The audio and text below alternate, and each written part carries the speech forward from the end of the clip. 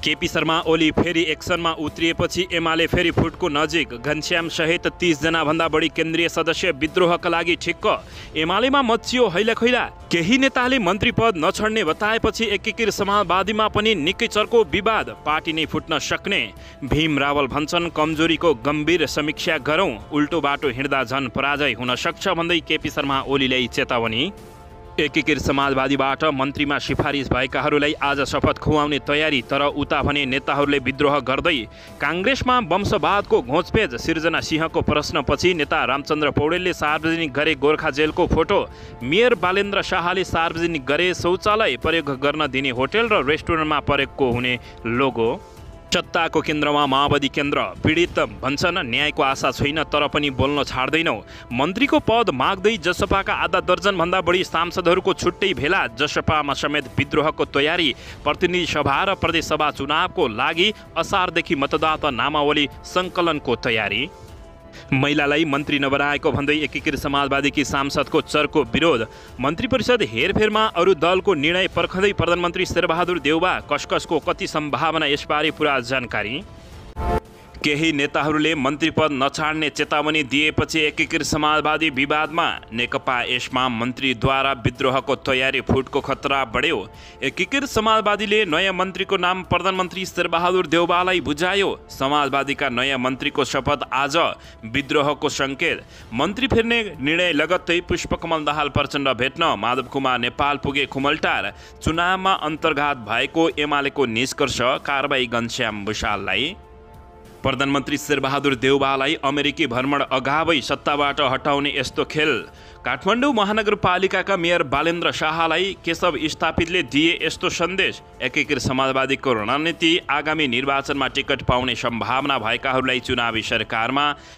एमाले फेरि फुटको नजिक। घनश्याम भुषाल सहित 30 जना भन्दा बढी केन्द्रीय सदस्य। केपी शर्मा ओली विरुद्ध विद्रोहका लागि ठिक्क। अब हेर्नुहोस् पुरा समाचार। दर्शकबिन नमस्कार। तपाईहरू यति बेला युआर नेपाली युट्युब च्यानल हेर्दै हुनुहुन्छ। दर्शकबिन यदि हाम्रो च्यानल युआर नेपालीसँग अझै पनि सब्सक्राइब गरेर जोडिनु भएको छैन भने सब्सक्राइब गरी जोडिनुहोला। साथै सँगै रहेको बेल आइकनलाई दबाउन पनि नभुल्नुहोला।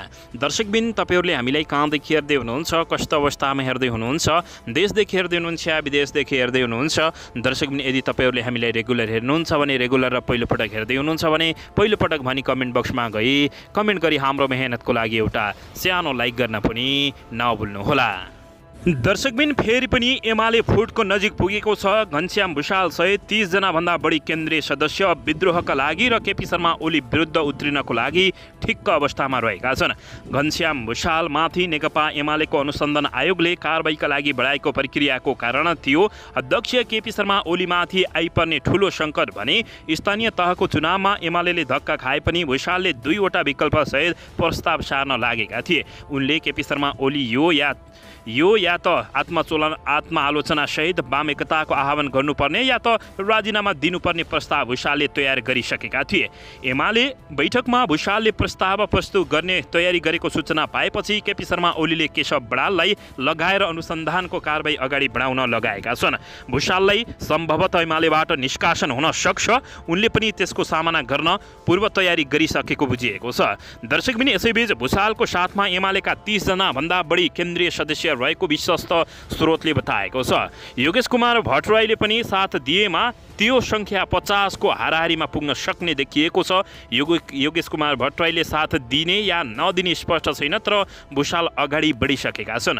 कुनै पनि बेला कारबाहीको निर्णय भएमा भुषाल विद्रोह गर्ने तयारीमा छन्। उनले आफ्नो साथमा रहेका केन्द्रीय सदस्यहरू सहित एमाले छाड्ने सम्भावना बढिरहेको छ।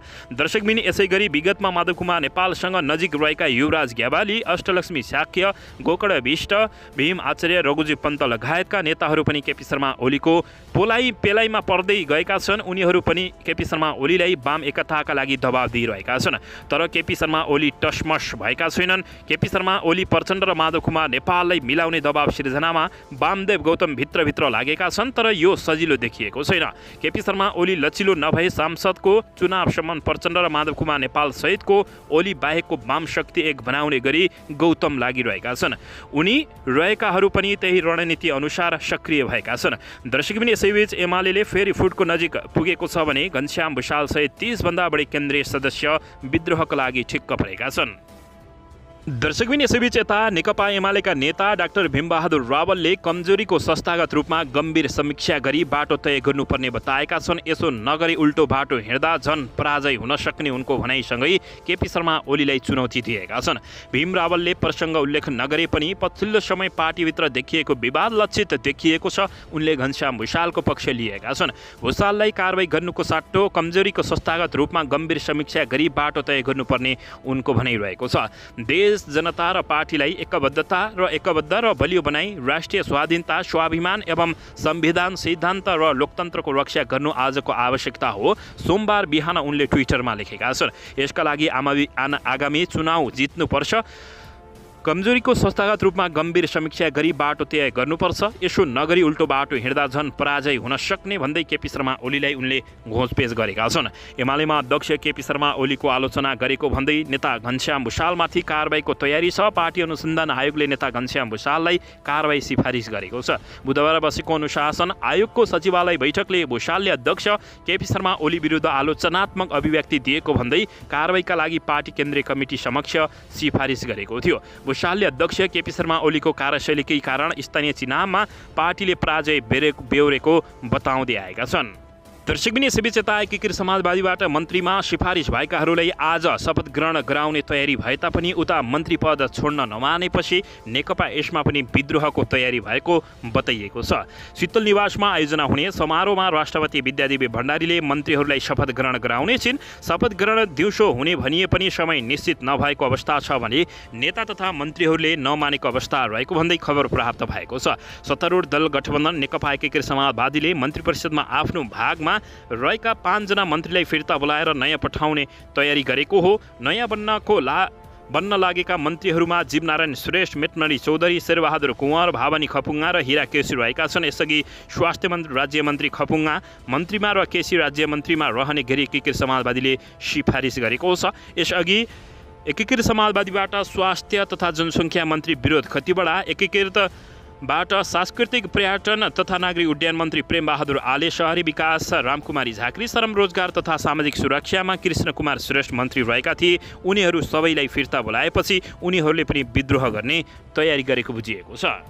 दर्शकबिन यसैबीच यता उपेन्द्र यादव नेतृत्वको जनता समाजवादी पार्टी जसमा पनि लफडा सुरु भएको छ। पार्टीभित्र मन्त्री हेरफेर गर्ने तयारीका बीच आकाङ्क्षीहरू बढ्दै गर्दा आधा दर्जन नेता तथा सांसदहरूले छुट्टै भेला आयोजना गरेका छन्। अध्यक्ष उपेन्द्र यादवलाई आफूहरू मध्येबाट मन्त्री बनाउन दबाब दिने उद्देश्यका साथ पार्टीका आधा दर्जनभन्दा बढी सांसदहरूले छुट्टै भेला गरेका छन्। यसरी भेला गर्नेमा जसपाका प्रभावशाली नेता इक्तियाक राई सहितका नेताहरू रहेको जानकारी दिएका छन्। स्रोतका अनुसार राई सहित मृगेन्द्र नारायण लगायतका नेताहरूले छुट्टै भेला गरेर आफूहरूलाई मन्त्री बनाउनु पर्ने बताएका छन्। उनीहरू सोमबार बिहान 9 बजेपछि छलफलमा बस्न लागेको स्रोतको भनाइरहेको छ। राजधानीको एक होटलमा छलफलका लागि खबर आएको भन्दै एक नेताले छलफलबाट मन्त्री बनाउनको लागि अध्यक्ष उपेन्द्र यादवलाई दबाब दिने जानकारी प्राप्त भएको छ। दर्शकबिन यसैबीच यता भने काङ्ग्रेसमा वंशवादको घोचपेच सुरु भएको छ। सिर्जनाको प्रश्नपछि रामचन्द्र पौडेलले आफू गोर्खामा रहेको जेलको फोटो सार्वजनिक गरेका छन्। नेपाली काङ्ग्रेसमा यति बेला वंशवादको विवाद चर्किएको छ। वरिष्ठ नेता रामचन्द्र पौडेलले काठमाडौँ महानगरमा काङ्ग्रेसले मेयर पद गुमाउनुको मुख्य कारण नै वंशवाद भनिएपछि यो विवाद झन चर्किएको छ। नेता रामचन्द्र पौडेलले एक कुराकानीमा मेयरको उम्मेदवारी गलत भएको काठमाडौँमा दाबी गरेपछि यति बेला काङ्ग्रेसमा विद्रोह मच्चिएको हो। उनले भने, मैले त्यही बेला भनेको थिएँ महिला दिने हो भने हरिप्रभा छँदैछिन्, उपमेयरमा राम्रो काम गरेकी थिइन्, पुरुष दिने हो भने तीर्थ डङ्गोल छँदैछन् भनेको थिए। त्यस्ता राम्रा मानिसहरू थिए। पौडेलले भनेका थिए उम्मेदवारी दिँदा नै वंशवादको आधारमा जो ल्याइयो त्यो गलत भयो। जनताले त्यसको सजाय लौरोलाई दिए। नेताको टाउकोमा उनले बताएका छन्। मैले त्यति बेला नै भनेको हो, मेरो केही लागेन भन्दै उनले दुखेसी समेत पोखेका छन्। म निर्णायक ठाउँमा होइन, पार्टी सभापति नै निर्णायक हुनुहुन्छ। उहाँले इसारा गरेपछि मुख्य सचिवले टिकट पाइसक्छ, म यहाँ छलफल गरिराखेको हुन्छु। त्यस्तो अन्तिममा पनि भएको छ।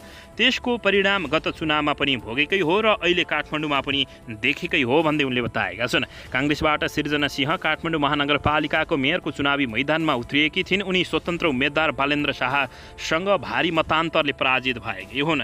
यसैबीच हारको चोटमा रहेकी सृजनाले आइतबार पौडेलको अभिव्यक्तिको खण्डन गरेकी छिन्।